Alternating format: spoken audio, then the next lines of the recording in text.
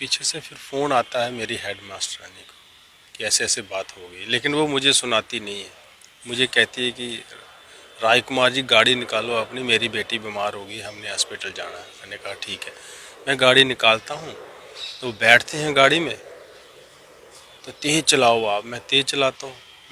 मैं खुद ही कहता हूँ उसको, मैं हाँ अब इतना परेशान ना हो, तेज़ चलाने से नहीं ज़्यादा नुकसान ना हो जाए। पहुँचते हैं तो बाद में वहाँ, चाबी आप मुझे दो, गाड़ी रखो इधर, आपकी जाओ अंदर, आप आपकी मैडम को किसी ने गोली मार दी मिलिटेंट्स ने। वो मेरे लिए बहुत बुरा दौर था सर, एक्सप्लेन नहीं कर सकता क्या हालत हुई हो। अब घर में आपको पता ही शॉकिंग माहौल है। वो जो पहले वाली रौनक जो थी वो अब नहीं है।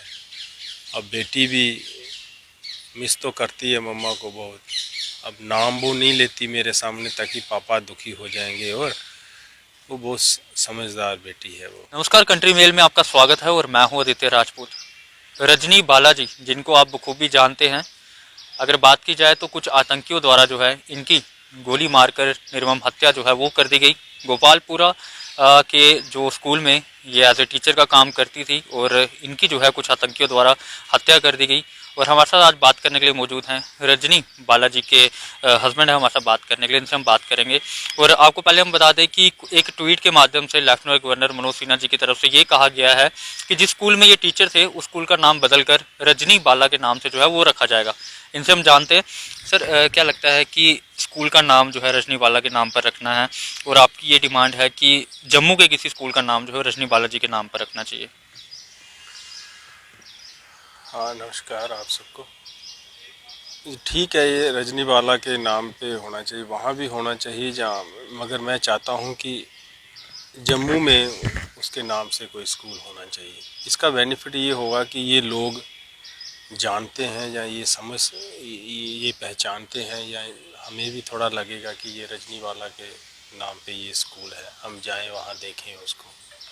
तो ये चाहता हूँ कि यहाँ कोई स्कूल होना चाहिए जो रजनी वाला के नाम पे होना चाहिए। मेरे गांव का ही स्कूल है, एक हाई स्कूल है, मैं चाहता हूँ उसको ही रजनी वाला के नाम पे कर दिया जाए। सर, अगर बात की जाए तो लेफ्टिनेंट गवर्नर मनोज सिन्हा जी भी जो है आपके घर आए थे कंडोलेंस के लिए, तो अब क्या उनके आने के बाद क्या चीज़ जो है वो परिवार को मिली है, क्योंकि जो शख्स चला गया वो तो वापस आ नहीं सकता, तो क्या मदद जो है सरकार की तरफ से की गई? मैं सोचता हूँ हमने दो तीन डिमांडें रखी थी उनके आगे, और उन्होंने एक्सेप्ट भी की थी उस वक्त। जैसे कि एक तो उसकी सैलरी जो है रजनी वाला की, वो ऑन ड्यूटी शहीद हुई है, उस कंटिन्यू रहनी चाहिए उसकी सैलरी उसकी बेटी के नाम। एक तो ये मेरी ट्रांसफ़र होनी चाहिए, ताकि अब मुझे मेरे लिए भी ख़तरा है वहाँ। गुड़िया अकेली है, मेरी एक ही बेटी है, तो वो अकेली नहीं रह सकती। तो अगर मैं उसको वहाँ ले जाऊँ तो वो ख़तरा मुझे भी है, उसको भी है, लिहाजा मेरी ट्रांसफ़र होनी चाहिए। और तीसरा ये था कि गुड़िया जब क्वालिफ़िकेशन कंप्लीट कर ले उसको गवर्नमेंट जॉब मिलनी चाहिए एज़ पर हर क्वालिफ़िकेशन। ये हमारी मांगे थी। और बाकी अगर सरकार उसकी एजुकेशन पे हेल्प करे तो ये भी अच्छा, हाँ ज़्यादा बेटर है, ये भी अच्छी बात है। तो सर, अगर बात की जाए तो आप भी कश्मीर में पोस्टिंग है हाँ, आपकी, आप क्या काम करते हैं सर कश्मीर में? मैं भी टीचर ही हूँ एजुकेशन डिपार्टमेंट में। क्या आप दोनों एक ही स्कूल में थे? नहीं, एक स्कूल में नहीं थे, वो गोपालपुरा हाई स्कूल में थी, मैं बॉयज़ मिडिल स्कूल मिरामा में था। वो मेरे से 3-4 किलोमीटर 4 किलोमीटर आगे थी। तो क्या आप कश्मीर में इकट्ठे रहते थे? हाँ, इकट्ठे ही रहते थे हम। इससे पहले जो स्कूल था हम इकट्ठे ही काम करते थे। लास्ट टाइम क्या बात हुई थी आपकी मैडम के साथ, रजनी बालाजी के साथ क्या बात हुई थी कि मतलब यहाँ पर खतरा है या कुछ इस तरीके की बात हुई थी? हाँ, पहले तो हम कंफर्टेबली रहते थे, लेकिन ये जब से टारगेट किलिंग शुरू हुई, तो उनके पास एक काकरन गांव है, वहाँ भी टारगेट किलिंग शुरू हुई। और उनका जो स्कूल था वो विदाउट बाउंड्री वॉल था, वो खुले में स्कूल था। और जब वो फ्राइडे को सारे टीचर जो है वो नमाज़ पढ़ने चले जाते थे, है ना, तो वो अकेली रहती थी वहाँ। डर लगता था उसको, मुझे बोलती थी अब मुझे डर लगता है। तो हमने सीओ साहब से फिर हम दोनों गए, एप्लीकेशन लिखी, रजनी बाला ने साइन किया, वो दी हमने उनको एप्लीकेशन। तो ये 3-4-5 बार हमने उनसे रिक्वेस्ट की, सीओ साहब से घर जाके भी की हमने। फिर उसी दौरान उसके बाद राहुल भट्ट की डेथ हो जाती है, मिलिटेंट शहीद कर देते हैं उसको। उसके बाद फिर मैं जाता हूँ उनके पास, वो नहीं मानते हैं, उल्टा हमें डांटते हैं कि और आगे भेज देंगे अगर ऐसे किया तो, आपको कोई ख़तरा नहीं, आप जाओ स्कूल। तो वो जाती रही, रेगुलर जाते रहे, हम स्कूल जाते रहे। तो सोचता हूँ अगर उन्होंने हमारी ये उस वक्त ये बात मान ली होती तो आज वो हमारे बीच होती।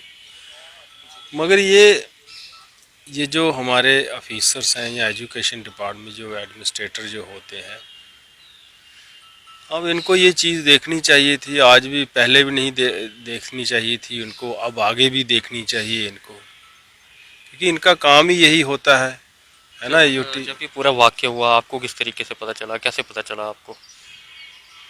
देखो, जैसे मैं ड्रॉप करके आया उसको अपने स्कूल में, मुझे जाना था वापस, पीछे से फिर फ़ोन आता है मेरी हेड मास्टरानी को कि ऐसे ऐसे बात हो गई, लेकिन वो मुझे सुनाती नहीं है।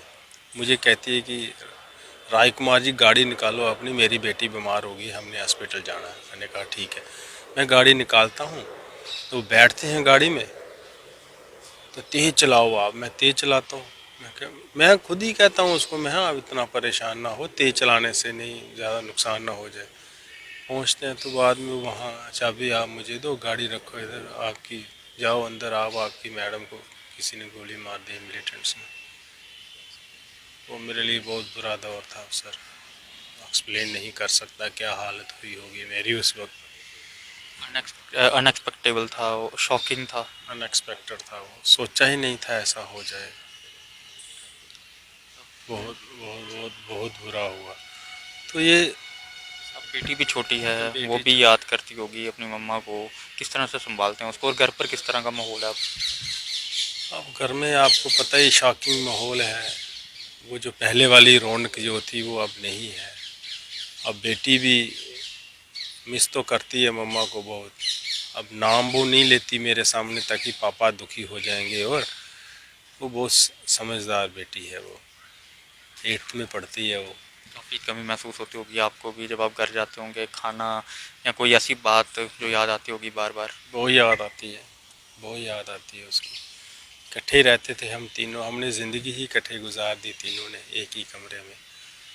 तो पल पल उसकी याद आती, क्या भूलती ही नहीं है उसकी याद, तो आना तो आएगी, आना क्या है, जब भूले कोई तभी आएगी ना, वो हमेशा याद ही रहती है, हमेशा जाते, क्या बोले सर, वो हमेशा याद रहती है। लेकिन मैं आपके माध्यम से गवर्नमेंट से ये अपील करना चाहता हूँ, हमें कुछ नहीं चाहिए, लाखों करोड़ों हमें नहीं चाहिए, बस हमें जो उसका जो राइट था ना रजनीवाला का, उसकी जो सैलरी है वो कंटिन्यू कर दो आप बेटी के नाम, ताकि इसको पालने पोसने में कोई कमी ना रह जाए, इसको हम अच्छा पढ़ा सकें, लिखा सकें, और हमें भी एहसास हो, उसको भी हो कि उसकी माँ भी जिंदा है। क्या बेटी अभी आपके साथ कश्मीर में रहती है? उसका स्टडी उसकी वहाँ पर हो रही है कि जम्मू हो रही है? मेरी फिर सरकार ने डिप्लाई, मैंने ट्रांसफ़र कहा था कि हमारी ट्रांसफ़र होनी चाहिए, मगर सरकार ने डिप्लाई कर दी है, चलो ये भी शुक्रिया उसका, लेकिन चाहता मैं ये हूँ कि ट्रांसफ़र होनी चाहिए पक्का, क्योंकि अब नेक्स्ट कोई सरकार आ जाए या क्या पॉलिसी बनती है, वो कहें जो जो जितने भी डिप्लाई हैं वो सारे चलो वापस, या मुझे कोई कागज़ बनाना हो, मेरा रिकॉर्ड तो वहीं है, तो वहीं से बनेगा। कहीं ना कहीं अब एक डर सा बैठ गया हाँ है। हाँ बिल्कुल है कि अनसर्टनिटी होती है ना, कि ऐसा ना हो कि वापस जाना पड़े।